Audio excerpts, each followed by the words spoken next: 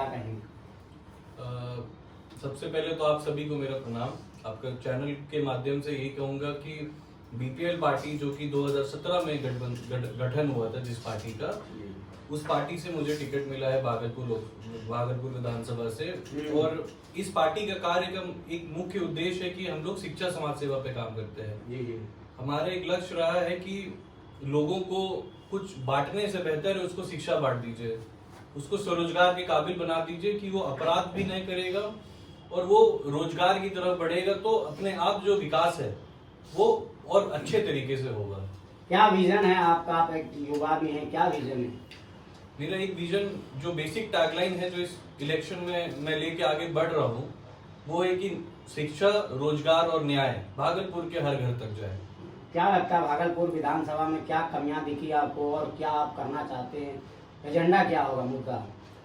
भागलपुर विधानसभा में बहुत सारी चीजें हैं जिसके बल पर हर एक बार चुनाव लड़ा और जीता जाता है। जैसे भोलानाथ पुल का मुद्दा है, हवाई अड्डा का मुद्दा रहा है, जो हर एक साल का, हर एक इलेक्शन का मुद्दा रहा है। लेकिन लोग इसको इस तरीके से नहीं देखते कि जो मूलभूत समस्या है, जैसे बिजली, पानी, रोड, ये सब बेसिक जो चीजें है, रोजगार, ट्रैफिक का व्यवस्था इतना खराब है, ये सब पे लोग नहीं बात करके ऐसी चीजों पे बात करते हैं जो कि इन चीजों से कम इंपॉर्टेंट है। अगर आप देखिए तो हवाई अड्डे से पहले आपको आपकी सड़क अच्छे जरूरी है। एयरप्लेन तो तब उड़ेगा ना जब आपकी सड़कें अच्छी रहेंगी। तो भागलपुर को लेके मेजर ये विजन है कि यहाँ पे न्याय की व्यवस्था सुधरे, क्योंकि मैं पेशे से एक अधिवक्ता हूँ, तो मैंने ये चीज देखा है यहाँ पे कि न्याय गरीब लोगों के लिए है लेकिन कठिन है उन लोगों को वहां तक पहुंचाना। भले ये विधायक का रोल में नहीं आता होगा, एमएलए का काम नहीं भी होगा कि आपको न्याय का व्यवस्था और अच्छा करिए, लेकिन ये मेरा पर्सनल एक मोटो है कि न्याय का व्यवस्था अच्छा हो, जो सड़कें और जो बेसिक काम है। देखिए, काम का ऐसा कुछ नहीं है कि आप ये करिए ये नहीं करिए। एक एमएलए का अगर आप काम देखिए तो पूरा गाइडलाइन दिया है कि उसको इतना रुपए का फंड आना है, ये काम में उसका पैसा जाना है। तो आप कभी ये नहीं कहेंगे कि ये करेंगे ये नहीं करेंगे। सारी काम जो उसके है वो सभी काम पे इक्वल फोकस होना चाहिए, तभी आप देखिए कि एक तरीके से डेवलपमेंट और अच्छे तरीके से होगा। ये नहीं कि रोड बेहतर बनाएंगे तो ये अच्छा, ये कम करेंगे। कुल मिलाकर के जितने काम उसके पूरे उसमें दिया हुआ रहता है एसओपी में, सारे काम को बहुत अच्छे तरीके से करेंगे। 2-3 एडवोकेट मैदान में हैं, तो क्या कहेंगे, क्या लगता है? तो बहुत अच्छी बात है कि और शिक्षित लोग इलेक्शन लड़ रहे हैं और चुनाव में आ रहे हैं।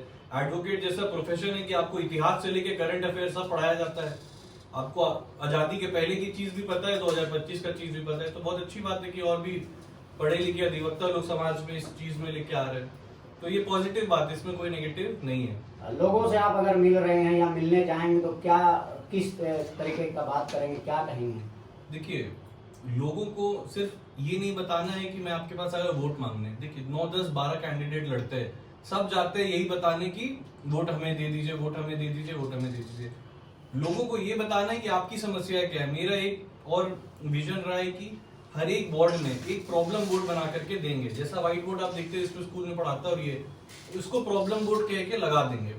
जिसको जो समस्या है उसका हल 11 तारीख के बाद से करना शुरू करेंगे। 11 तारीख को आपको अगर वोट देना है, आपको जिस पार्टी को वोट देना है, जो भी मुद्दे पे देना वो दीजिए।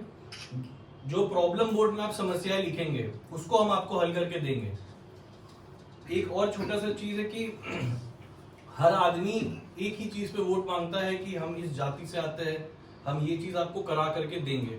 हम आपसे ये चीज पे वोट मांगेंगे कि इतने साल में हम भागलपुर में रहे, आपने मेरे कार्य को देखा, हमारे ट्रस्ट के कार्य को देखा, हमारे पार्टी के कार्य को देखा।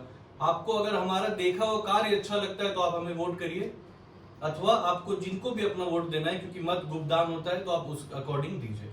राजनीति के मंझे हुए लोग मैदान में है, तो किस तरीके से आप राजनीति का अनुभव नहीं है, किस तरीके से आपकी लड़ाई कितनी कठिन है, क्या इस बीच आप तय कर पाएंगे अपनी बात? हाँ, एकदम तय कर पाएंगे। राजनीति से जो मंझे हुए लोग हैं, अगर आप उनको देखिएगा तो 50-40 साल से राजनीति, अगला कितना साल तक रहेंगे? अगर आप कैंडिडेट्स का एज देखिए तो 75, 77 ये एज में लोग हैं। उनका एक्सपीरियंस उनके जगह बहुत जरूरी है, लेकिन उनके पास अगला 20 साल का विजन है भागलपुर का? नहीं है, क्योंकि उन एक सर्टेन उम्र में है, वो 20 साल का विजन दे के आगे बढ़ गए। तो नए लोगों को राजनीति में आने की बहुत जरूरत है। मंझे हुए लोगों का एक औहदा है जिसको हम लोग जैसा लोग नहीं रिप्लेस कर पाएंगे। जिसको अभी जो शुरुआत कर रहा है वो 20 साल आगे जो कर चुके उनका तो रिप्लेसमेंट बन नहीं सकते। लेकिन उनसे बेहतर काम जरूर कर सकते हैं, क्योंकि उनसे ज्यादा ऊर्जा होगी शरीर में। 8 घंटा, 10 घंटा, 15 घंटा काम करने का क्षमता होगा, तो इस चीज में तो और बेहतर बन पाएंगे ना। और क्या कहेंगे खास करके भागलपुर विधानसभा की जनता से? भागलपुर की विधानसभा की जनता को एक ही सिंपल सा चीज कहूंगा, आपने जात के आधार पे वोट किया होगा कभी ना कभी, धर्म के आधार पे वोट किया होगा, काम के आधार पे वोट किया होगा। इस चुनाव में आप ये देखिए कि कौन किस पार्टी से आता है, वो आप छोड़ दीजिए। लोग केंद्र में कौन है उसको देख करके यहाँ वोट करते हैं। आप हमेशा एक चीज याद रखिए, ऑलमोस्ट 5000 विधायक है पूरे देश में, लेकिन केंद्र में जो बड़े बड़े नेता है वो आपके शहर नहीं आएंगे काम कराने। जो यहाँ रहेगा वही यहाँ का काम करा सकता है। तो आप इस चुनाव में इस चीज को देख करके वोट नहीं करिए कि कौन कितना बड़ा पार्टी से आता है और किसका पार्टी क्या कर सकता है। आप ये चीज को देख करके वोट करिए कि उनका पुराना रिपोर्ट कार्ड में उन्होंने क्या किया। आपको अगर लगता है कि जितना काम का चेकलिस्ट होना चाहिए था उतने में ठीक है, तो आप उनको करिए, और अगर लगता है कि उन्होंने कम काम किया तो आप दूसरे को मौका दीजिए। आपका परिचय दे दीजिए।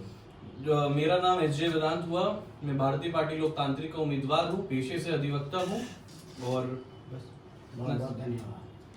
धन्यवाद।